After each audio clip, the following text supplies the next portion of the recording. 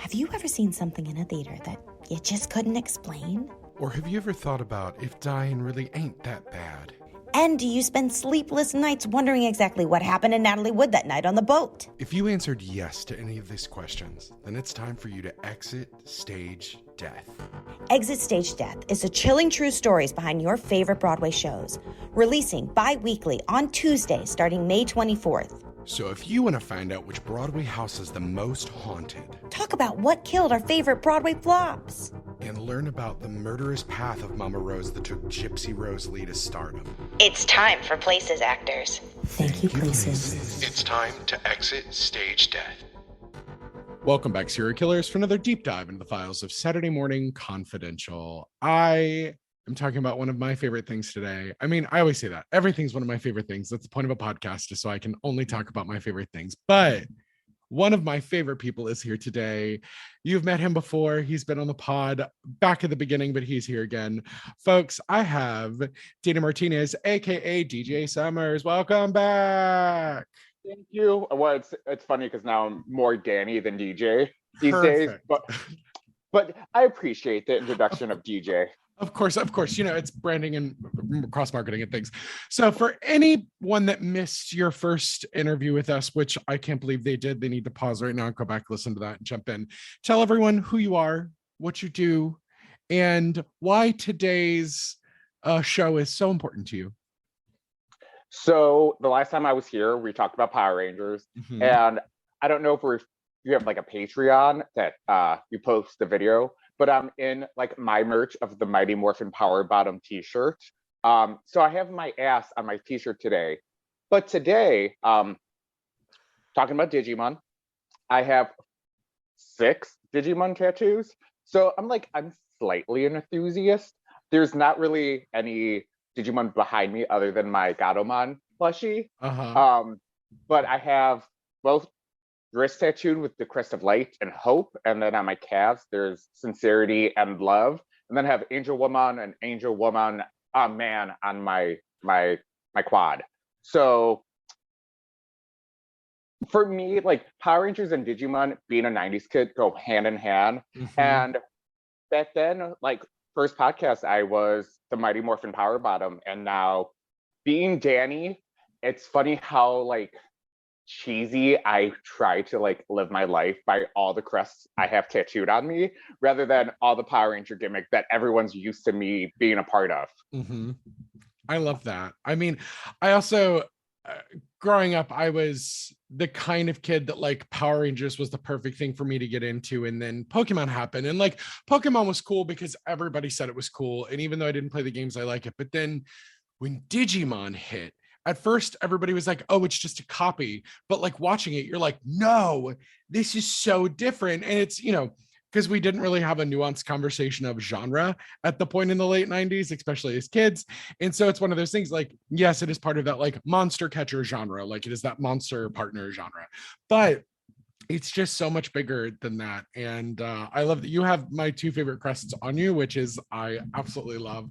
Growing up, TK I just connected with so much, and so his crest of hope I always loved. But as an adult, I really connect with Mimi in so much, and so that I've just become a big Mimi Palmon stan, like the older I've gotten. And so I love that the crest of sincerity is just so important. And you know, it's, for me, I think also it was, they did that great thing that a lot of the 80s cartoons, which was like the theme of the week, they're always trying to teach you something and whatnot, but it's this idea of that what makes us unusual is what makes us strong and powerful and things. And that was just a really cool thing for me.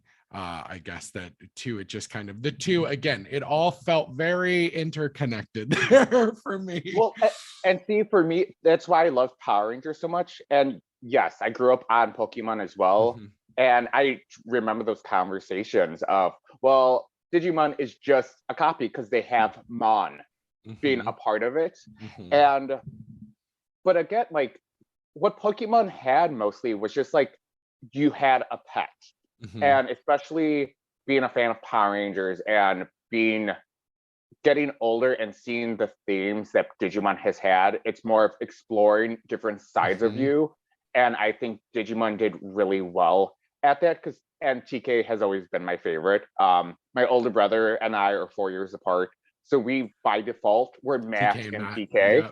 And so like I related to him for that. And then now being an adult and having all of these like anniversaries happen so often, it's amazing to me where like a lot of those themes I have appreciated more as an adult, where I'm like, yes, it's sad to like let go of your childhood, but like now it's sadly with all these Digimon like remakes that I do enjoy as a whole, but it's all kind of the same thing of you have to let go of your younger years and like move on and really accept who you are as an adult. And Digimon has always advocated, at least that's what I've gotten from it. Where like even the last reboot where Matt and Tai lost what are the Gabumon and Agumon? Yeah. Thank you, because I was like, I ain't my key. So those guys, it was like they weren't disappearing because they got older. They're like, you don't need us anymore. And I feel like as we grow into adulthood, especially, I find comfort in familiarity. But after being on my own for so long, I'm like, yes, I miss having someone to like, not codependent, but like reflect off of. I also know that that's not needed anymore. And it's great to feel like I can stand on my own rather than rely on a specific person through my adult life now. Yeah. It's that to me also appealed about the show because about the same time I discovered the Philip Pullman trilogy of books, His Dark Materials, so Golden Compass, Sun and Knife, Ember Spyglass. And in that universe, your soul is outside of your body as another creature that's tied to you. And so there was just something so like intriguing to me, but also as a kid who had the wild imagination that could play on his own for hours, that was so appealing to me to have that like one other part of you that was just so strong and so important, and they were your partner through and through. And so that was to me really something about Digimon that appealed. Was, you know, there was one they all got, well, you know, later we got Wallace in the movie who happened to have the twins, but you know, that's been that kind of theme going through, I think, until Cross Wars, that, you know, everybody's got their one Digimon and Digimon can die. That's the big one that fucked with me. We saw it in the first season with just Leomon, and we're talking about the first season today. I think just to clarify for everybody, we're probably talk a little second season too, just because they're combined. But it wasn't until like season 3 when poor Jerry lost Leomon and then becomes the big bad at the end, and it's just like, oh god, this is so much darker, oh god. And you know, I think we did a Pokemon series last year for their anniversary, and so, you know, it's one of those things I always will attest that like the Pokemon games are fun, I still play them, but they're they're fun, they're kind of simple, but I love lots of the monsters. But like Digimon was the great TV series because they really leaned into, especially as the show went on, like developing those themes of using your connection with your Digimon partner to quantify you as an adult and like teach you how to be kind of a grown person. And we saw those people who had their Digimon taken away from them were just not as adjusted, or were trying to claw back to that moment of nostalgia. So it is really interesting to talk about like nostalgia through that idea of like learning how to be your own person, as, you know, adults on a nostalgia podcast.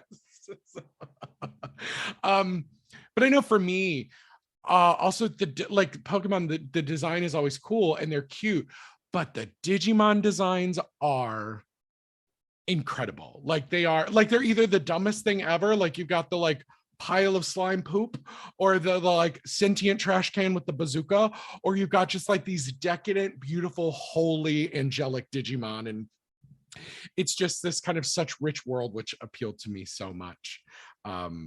But we're going to take you back for a moment. Take you back. What was your kind of first memory of Digimon when the very first time you saw it? Well, like for me, it was, again, my older brother and I having because at that time there wasn't any siblings on TV, like in cartoon based, is the only like other reflection I could say was like the Super Friends with the Wonder Twins. But otherwise, for me growing up, it was you were a team of friends, and this was the first time I saw a representation of at least who I was back then, where I was like, me and my older brother are close, and here you have this siblings who are very similar, where like my mom was a single parent, so my older brother did take care of me, and we did have a similar relationship where I was the baby for a while, and all I wanted was his acceptance and to be his friend and have us really relate because we were so close in age. So for that, and then like everybody, there was Mimi. I always, especially as an adult, I relate to her so often because I'm like, the moment I have a minor inconvenience, I lose it. Yeah. Where I'm just like, how dare you? But I've always said, I think Angelmon, for a lot of us, opened a queer feeling because it was a weird dynamic of like this very humanoid creature taking care of a little boy while everyone else looked like monsters. But I loved Mimi's design, and Palmon's evolution has always been just gorgeous to me because my mom was huge in flowers too.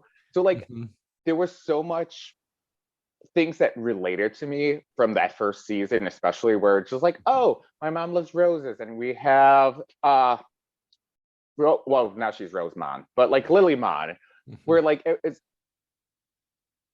I think that's why, like, and again, what always appealed to me more so than Pokemon was they got to talk to their creature and they would form sentences with you. And that to me was always just really cool because, yeah, I had my older brother who I could talk to, but then I also would talk to my stuffed animal. And of course, it would talk back. But of course, right? Absolutely. Yeah. Oh my God. Yeah, no, I think when I found out a few, you know, as the kind of internet became larger, that you know, Digimon, even though it kind of takes place on the internet, was just before most kids had internet in their home. And so, you know, which is also kind of that idea of like this new technical age and these things, like that's really exciting. And it's like, oh, you spend enough time on the internet, oh, a magical animal will come out, which is also why I think a lot of kids like felt drawn to Neopets and things. But when I found out later through the card game that all of the Digidestined beyond Matt and Ty, all their Digimon actually had a mega evolution that we never saw on the show. And when I saw Rosemon, and I was probably about 14 years old, and I was like, I don't know what she is, but I want to be her when I grow up, which then makes sense that I became a drag queen later because she's just like incredible and amazing. And you know, it was funny because we actually got Rosemon early on season 5. Their female lead had a plant Pokemon, which was super cute. That was different than Palmon, but their final evolution was Rosemon, and it was just like, oh shit, she's so cool. And then thankfully in the new reboot of Adventure, which I love that they did a lot of different things they didn't copy, they all got their mega evolutions finally, which I thought was very important because the other kids, especially like Sora, like Matt and Ty, and I get it because at the time we all wanted to be those guys. Like you wanted to be those guys. You didn't want to be an Izzy. You didn't want to be a Joe. You wanted to be a Matt or Ty. Meanwhile, I'm sitting there going, I kind of want to be Mimi, but it's fine. Or I want to be TK and have this giant, muscly angel man take care of you. But you know, it was just there. It was kind of coded that Matt and Ty were the strongest because they got Omnimon. They got the mega evolutions. Well, I mean, technically Kari got her mega evolution at the end of the series, but that's neither here nor there. But yeah, like the other kids didn't. And again, as I've gotten older, the other kids are the ones that I see way more of myself in than I ever did in Ty and Matt, even though give me the cute blonde loner boy any day. You know, it happens. But yeah, those things are just so important. And yeah, this show just, I love anytime I get to revisit the show, and it was a reason. I didn't rewatch the whole thing, but I did watch through some clips of like the big arcs and just kind of retrospectives, because they did another really good job, I think, on the show. Is every time we beat a villain, we got the stronger villain, but it wasn't just rehashing the same stories before. There was another set of growth. And also, I think every queer person also has to connect with Mimi. I think it's in the last arc, it's the Dark Masters arc, where Mimi's like, I just want to be a princess to the Vegemon. That's all I want to be. Just let me be a princess. The Princess Mimi episode.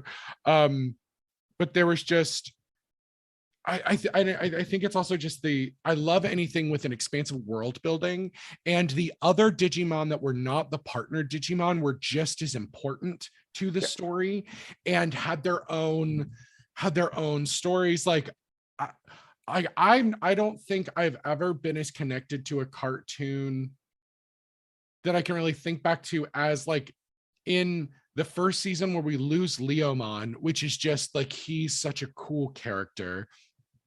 And then you like lose Alekmon later on, and it's one of those things, it's just like, what, we can't take these wonderful like male characters who also in their own way were very subversive of the time, like Alekmon being this like hard New York male who was in charge of the nursery of baby Digimon, like all of these things. And like those moments of, they were subtly subversive in a way that, like, I guess we can look at now where I'm projecting the subversiveness to it, but it's still, any time that we were seeing something, because this first season of Digimon was very westernized in many ways and took a lot of the like Japanese context out and things from the show, which was very common of the time. It happened a lot.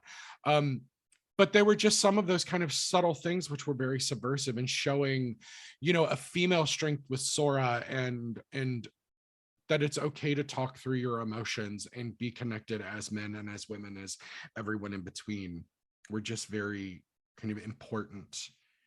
Again, hindsight is so 2020 when we're looking back, but this is one that, even though people are like, oh, it's not great, I was like, honestly, if you're really comparing anime from the late 90s, even with the dub and stuff, this is still good. Like it holds up. No, very that. And like, I 100% agree. And like, why I have always enjoyed Power Rangers is Pokemon, and not to bash Pokemon, because that's like, I feel like this podcast is coming real quick.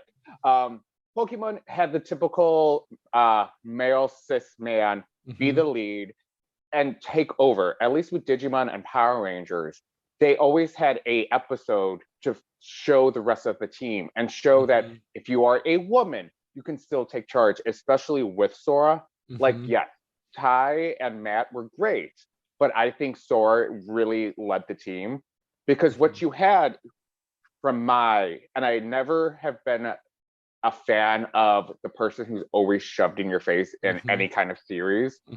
Matt and Ty would constantly get the limelight, but all they would really do was fight with one another. So what I took from it was these two quote unquote alpha males trying to just one up one another and constantly butting heads. And Sora would just be like, listen, this is what we need to do. Y'all need to have your beef outside of here because we got shit to do. And I think, especially now as an adult, granted, back in the 90s, you didn't have female empowerment in that way just yet. Like, even with Wonder Woman, she was great, but it was very rare you would see a woman on a team really stepping up and taking charge. And they did everything they could. And like, watching it, even like all these reboots, is you clearly see Sora is the one that is leading everything while everyone else is falling apart. So, and I think that's why it has stuck with me so much, where I'm like, I'm not, and again, I was never a fan of Matt and Ty just because everyone else wanted to be them. But Sora really was just like, I'm here. Like, she had the crest of love for a reason, where no matter what the situation, she would at least try to do what was best for everyone and not try to dictate like Matt and Ty, I felt like. So no, everything you said, completely agree. And like, yeah, like it's it's funny, and maybe we are just projecting, where it's so many different stereotypes that we were used to at that time.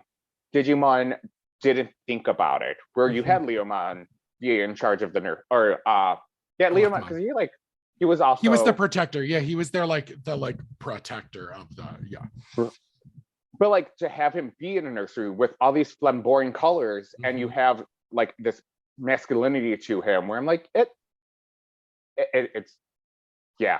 There's so much, just like as I rehash it, I'm like, yeah, like it makes a lot more sense being an adult. But even then, like I never thought twice of anything. Well, and it's even, there's a soft feminineness to Anjuman's design, even though he has the big muscles and things.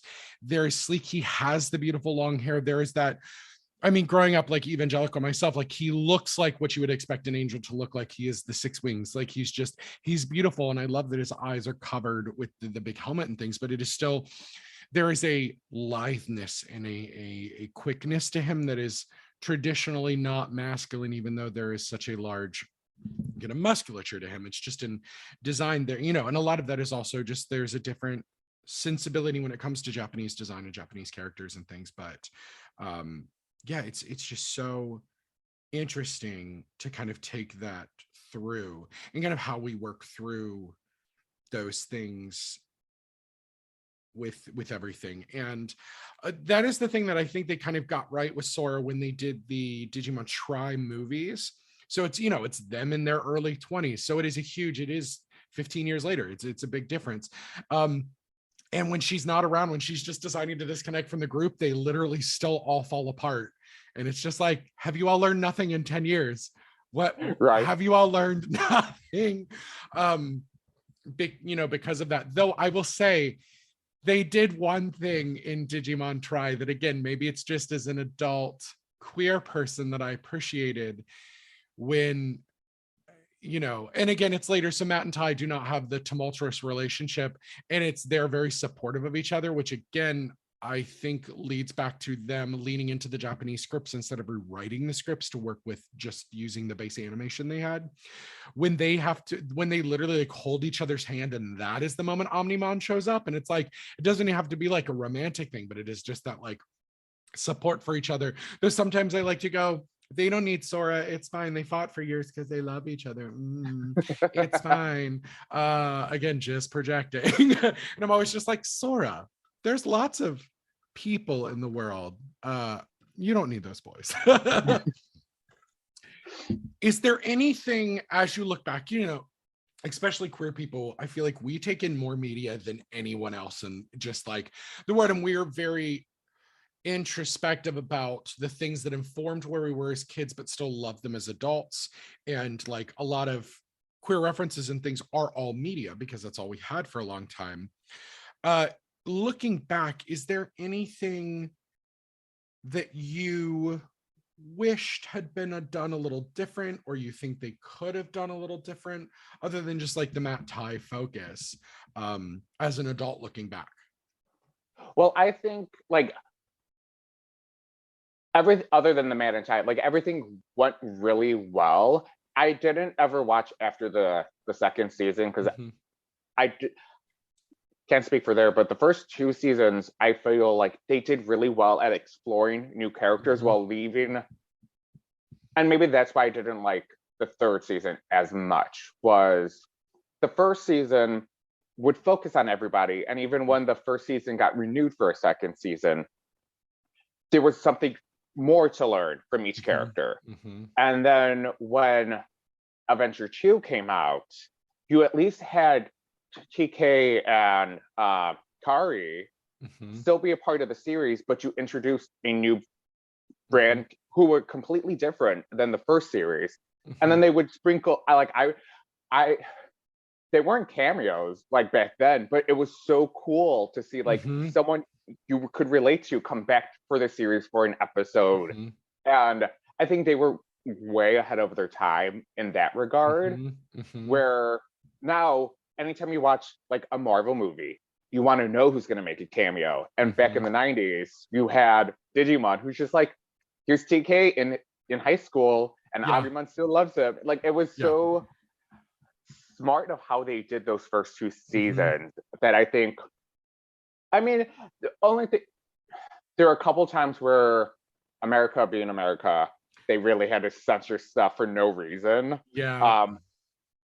And hearing the anime dubs where I'm like, see, you guys could have gotten away with this. Like, and like, especially, no, Digimon was never religious, but for them not to like acknowledge that Angel, especially with the names like Angelmon and Angel Woman, you know they're angels. But you guys were like try to water them down as if they weren't, which was like a weird thing to me. Yeah. Well, and it's also like acknowledging, because it could have actually been a really wonderful teaching moment, because in that second season we had the 4 gods that we met, and so it's one of those things. And I mean, our first villain is Devimon, and then we got Lady Devimon later on in the series. It's one of those things. It's just like, lean into this thing and use it as this idea of cultural education for kids. But this was still that time where like the moral majority, the religious, oh wait, the religious, right, oh no, they, still on their bullshit. But it's one of those things, they were controlling some, or trying to like control so much. And so I guess they were just kind of like, I don't know what they were trying to do, but I agree, like leaning into that and kind of using it as an educational point for the things that were happening in the series, and kind of the focus on technology, and that like America was super behind in technology and those kinds of things, But again, also being the 90s, they're never going to present America in a bad light or in a we're not better than everybody else light. I agree with you. Digimon, I loved Digimon 1, but then when Adventure 2 came out, and we got the upgrade to the Digivices, we got the Digi-Eggs, we got DNA Digivolution, like all of these things. We got the evil Digi-Destined kid, which I mean is an age-old trope. Every time Power Rangers has a new season, everybody's like, so help me God, if there's evil Rangers. Like in the last couple, last month or so, they're talking about how it looks like Hasbro's adopting the Zodiac season as the next Power Ranger season for the US. We've been waiting for it for a while. There are 14 fucking Rangers in that series. And I was just like, watch, half the team's going to be evil. And someone was like, don't say it because it's going to happen. And I was like, listen, they already talked about it in the Netflix offices. They've already talked about it. It's already been thrown out there. But having Ken in that spot, to then have him evolve to that point of being part of the team and be a pairing with the Gogglehead kid, which for better or worse, and he is like always the leader, but I do always kind of love the consistency that there's always the Goggle Boy. Like it's like they've made it a joke, it's gone so far at this point, because I believe even in Digimon, what do we call it, Data Squad, which is Digimon Sabers in Japan, which is like police military based season, which is actually very, very good if ever anyone wants to watch it. They make a joke about Marcus, the lead, voiced by Crispin. Oh God, I forget his last name. But they were like, "What? No goggles?" And he was like, "What? Something about goggles?" And like, because his Agumon is his partner as well, but it's a different Agumon. And so it's just funny, kind of for everybody that is like, "Ha ha ha!" He doesn't have goggles, but because they kind of lean into that. But I know I love season 3 on its own because it's just its own thing. But season 2 really, you can tell Toei and Bandai or Saban in Japan really kind of looked at what worked with 1, looked at where they could go with it, and really kind of capture and go on. Because really just from the top, it's like, great, the original Digi-Destined occasionally pop back in. But what happens when there's now this thing that stops their Digimon from being able to Digivolve to champion because of these things? And you're like, wait, we can't Digivolve? How are we going to have a show? And then they're like, oh, wait, look at these MacGuffins. Here you go. Boop, boop, boop. And I love the Digi-Eggs. Those are incredible. So good. Chef's kiss, just so good. But even when we got to, I believe it's the last arc of that series, and they're doing the Digimon World Tour essentially at that point, and we're seeing all of those kids from around the world, because we met Michael early on, which is Mimi's gay friend from America. I'm just going to say he's Mimi's gay friend. No one would have a blonde perm and not be gay when they're 14. But yeah, I mean, we meet Michael, Mimi's friend from America early on. But then when they get to kind of have to travel the world as partners and like pairings and find all the rest of these Digi-Destined, was so mind-blowing to like 14-year-old me, 15-year-old me at the time, of just this kind of a massive story of all of these kids got their Digimon back when Ty and all of their kids got the Digimon, and we only knew one of their stories. And I just thought anytime that you broaden in a way that's so embracing of other cultures and other kids from around the world, that it was just really smart storytelling. Also, it opened up to just a ton more product they could sell. But like, it was so flippin' cool. And it was just something that I thought, again, set them so differently, because the scale, that was the same scale Pokemon always seemed to be operating on, but we just expected it. Where with Digimon, it seems, especially because then you go, that's when you get all the kids to go, oh my God, I could be a Digidestin, because everybody wants to be a Digidestin. But in that moment, you're like, oh, everyone could be. And that was just really, I think, special and smart on their part as well. This is also just a shout out for anybody. If you have your Digimon toys still, buff them out, put them on a shelf, or sell them, because they are worth so much goddamn money.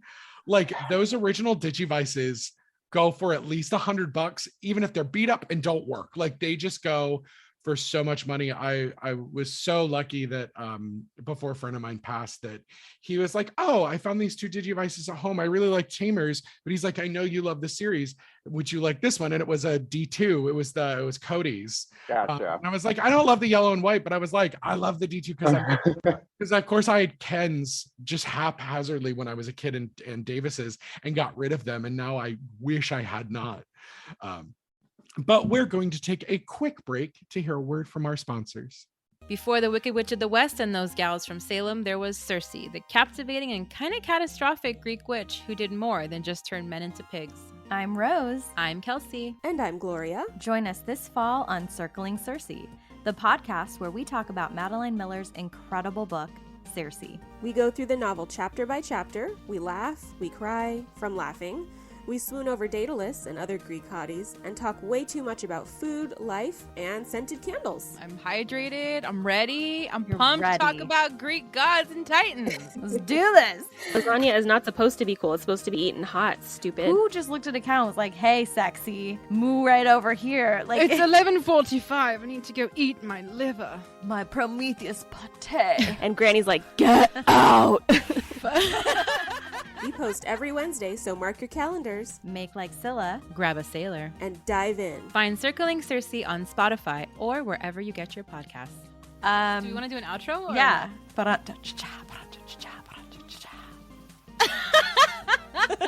Is that your outro? That's it.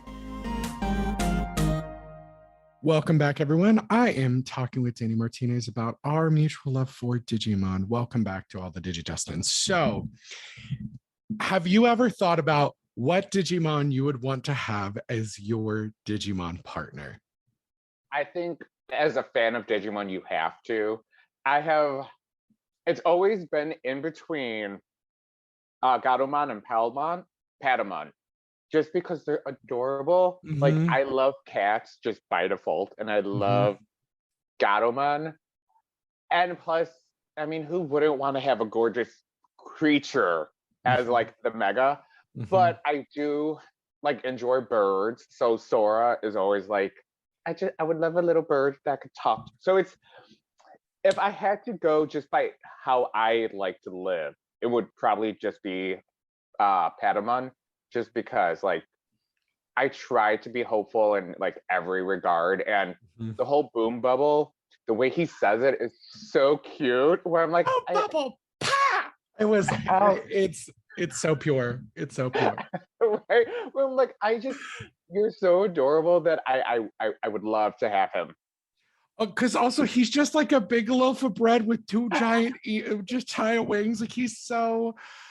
We have like a K-pop anime store in town that's huge. And last August around my birthday was not having a good day. I walked in and they had like a real 2-size Patamon that just is like laying down plush. And I was like, well, here we go. We're like, Look at special boy. We're like, he just looks like a corgi. So yeah, I was like, truly, I love it. yeah. It's true. It's very true. Now I have to say, because I was one of those kids that was like, well, there's so many more Digimon behind the 7 that are with our, with DigiGS. And there was something in the 3rd arc, we meet Wizardmon, who was kind of like friends with Gatomon, and ended up sacrificing himself to help them and stop Myotismon. And so I went, oh, I just feel like a real strong connection with him. And so I was like, oh, what's his evolution change? And so his rookie is Tapermon, who is this little tapir with the holy mask on his face, but his back legs are just little ghost. He's like part ghost. He's just so cute. So I always thought that, or in Digimon Tamers, there's a Digimon we meet called Dobermon, and whose ultimate is Cerberusmon, and he's just got the big 3 heads. And so I always go a little dark with those, but again, it's every part of my life I've always gone, because there's now a lot of the newer Digimon too. I go, oh, I love, like there's one Fanbimon, who's just this cutest little bee that's so cute. Because it's also funny, because they start off so cute and then they're just like giant killing machines.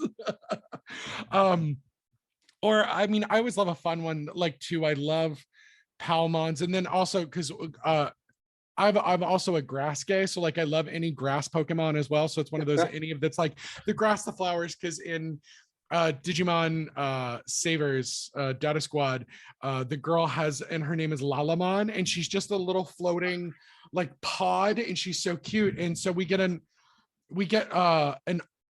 she's similar evolution to Palmon, because her ultimate is called Lilamon, and like imagine Lilymon had a 70s hippie sister with like bell bottoms, and that's what Lilamon was. And I was like, oh, I love this. And she ends up, where Togemon is a big silly cactus, her champion is a giant, like imagine a dragon that's made out of a sun, like this head is a sunflower and the rest is just the like vines and the leaves, and it's just so big, fun and dopey and sweet that they're so adorable and wonderful that I think I'd probably just end up with like a plant Digimon of some sort. But this show is just really special in a lot of what it does. And again, it's like the early seasons of Yu-Gi-Oh, or that first season, I think really solid. Those early seasons of Pokemon are fun and solid. They're just really long, but it's like a lot of things, even Sailor Moon and Yu Yu Hakusho, a lot of the things of the time, the original Hunter x Hunter, they honestly really all stand up, and I love revisiting them so much as an adult, kind of going back and doing things now. But I don't know about you, but I love seeing that Digimon has had not even like a resurgence, but like everyone is like, oh, I loved that thing.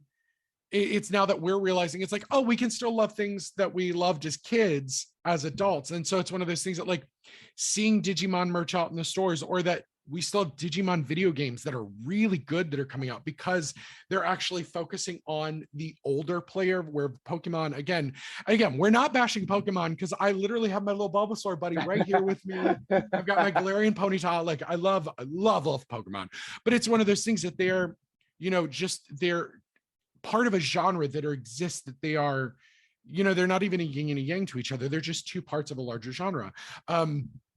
And it makes a lot of sense that now as an adult, I'm a kaiju fan. Like I love kaiju monster movies, just because it's a thing. Like I love Transformers. Give me anything with a big mech and big monsters. Like it all just explains so much now.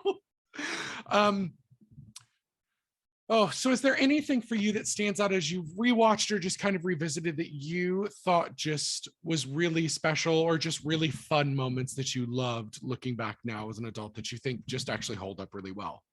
Well, like it's funny where you say you love like these big dorky Digimon. I think they're like, especially with Gatomon and Patamon, what I have and same with Palmon, is they go, and it's how I feel like my life has just been a journey, where I was like this cute little nobody, or like, I won't even say I was frumpy, but like to see who I was even 10 years ago, where I was like, I thought I was great, like Patamon, where I'm like, I'm adorable and it's fine, to have a digi-evolution of, well, I'm now an adult and I hold myself a different kind of way.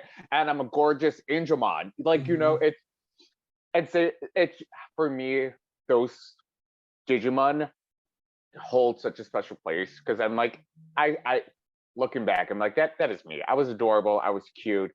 But while thinking I was like this aggressive fighter, and now being an adult, I'm like, I'm not an aggressive fighter, but I'm damn sexy, and it's great, you know. But a lot of the story arcs, like I don't watching Angelmon die never registered with me as a kid. I was like, oh, he became an egg. Okay, like he's not dead. Like there's no reborning. But like rewatching, I'm like, oh, he did die. Oh, Rizamon did die. Like this is way darker than I had ever realized as a child, or like them trying to take on one of the greater evils, and they're like, we're going here and we may die.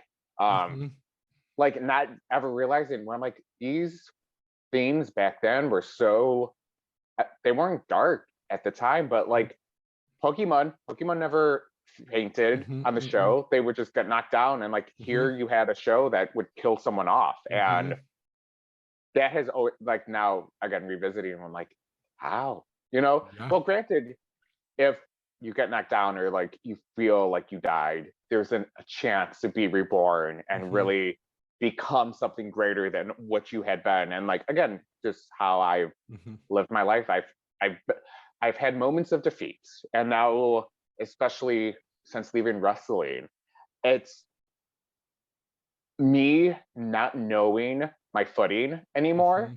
And I'm like, well, this is not a defeat.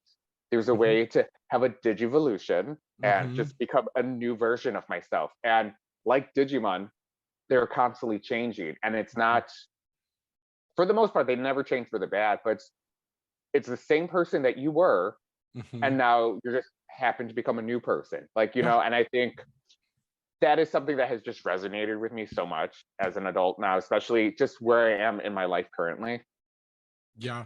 Well, it's so funny. Every time I have someone who is like, wow, you've changed so much, I just imagine that it's like a tiny in training Pokemon saying that to a big like champion or ultimate version. And it's like, yeah, you should have too. Like, you know what? It's fine to like be, you know, be where you are, but it's also like we want to grow and we want to become a better version of ourselves, which is also something watching some of the new adventure show, the reboot, where they get alternate evolution lines, which is something that always happened in the games.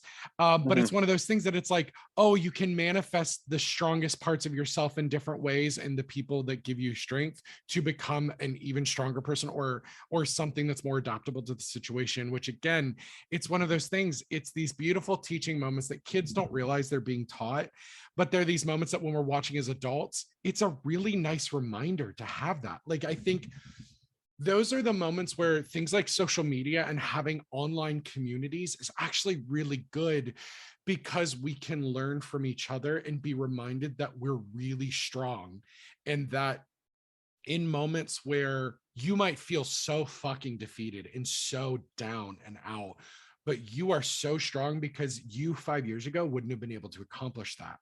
And there's so much that I will still feel inspired by from a lot of these shows. Sailor Moon does this to me all the time too, where it's just like, you know, it's those things that they're ultimately teaching and working with something so large, because ultimately it's not a teaching moment.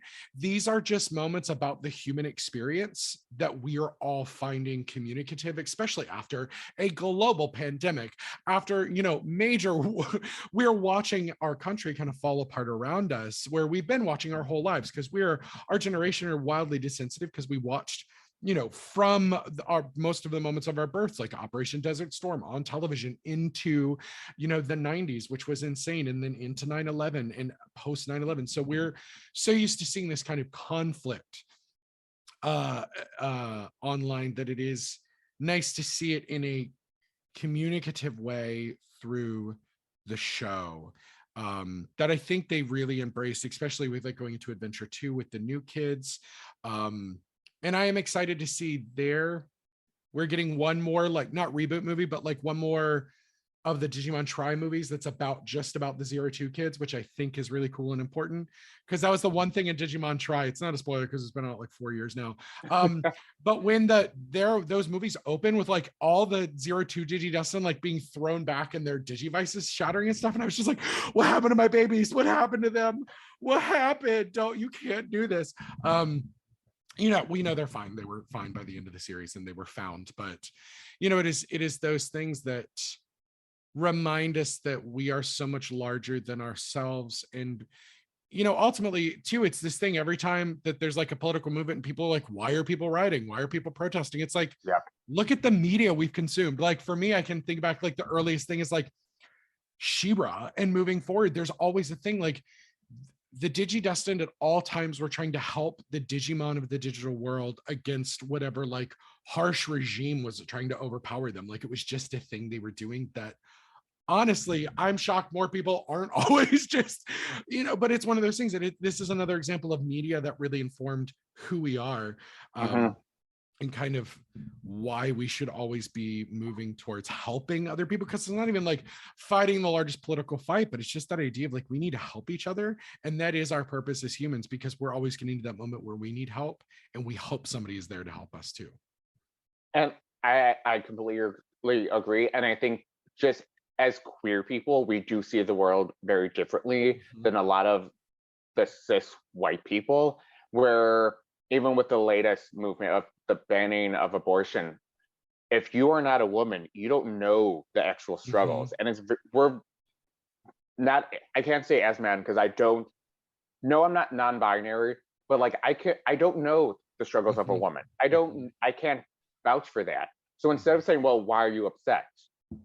I will try my best to tell me why, like what is going on. And a lot of why, again, don't like tie Matt, because rather than try to understand why people are getting upset and why should we fight for the greater good, they're like, this is why we should.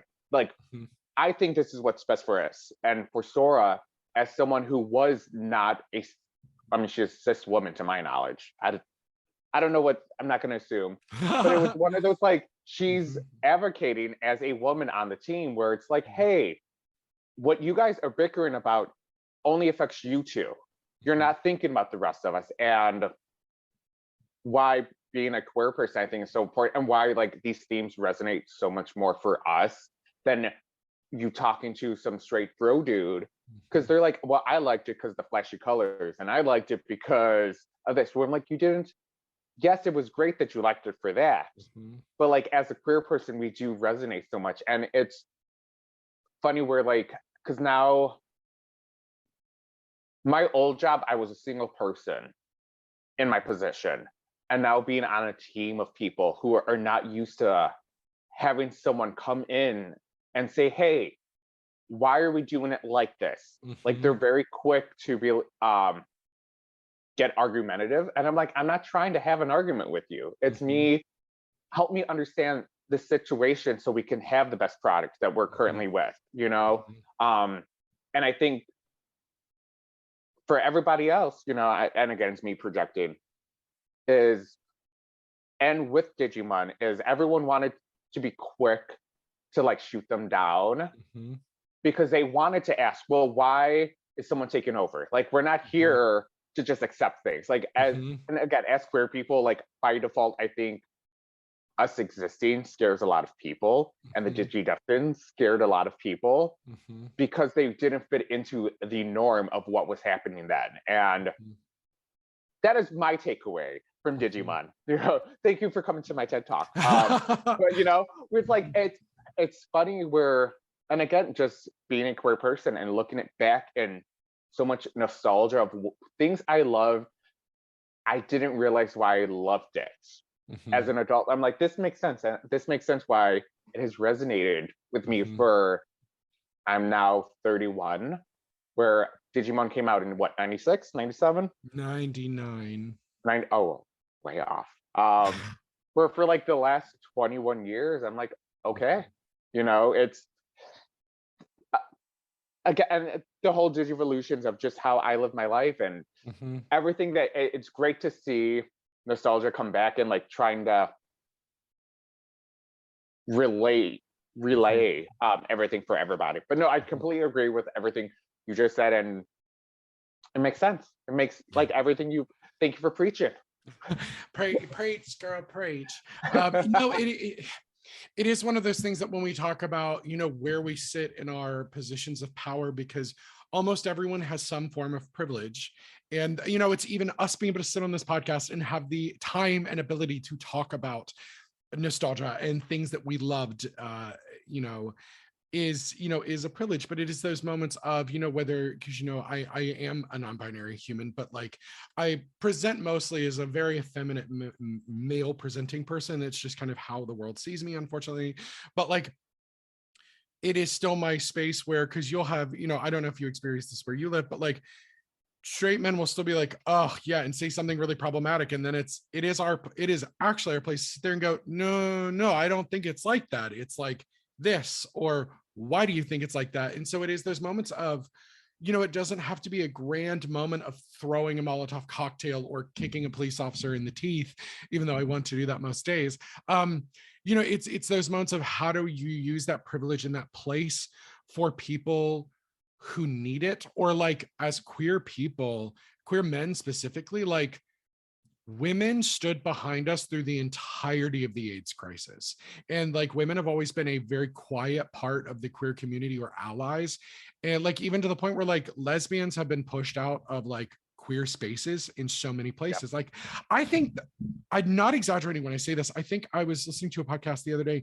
There are like 15 lesbian centric bars left in the entire United States. Wow.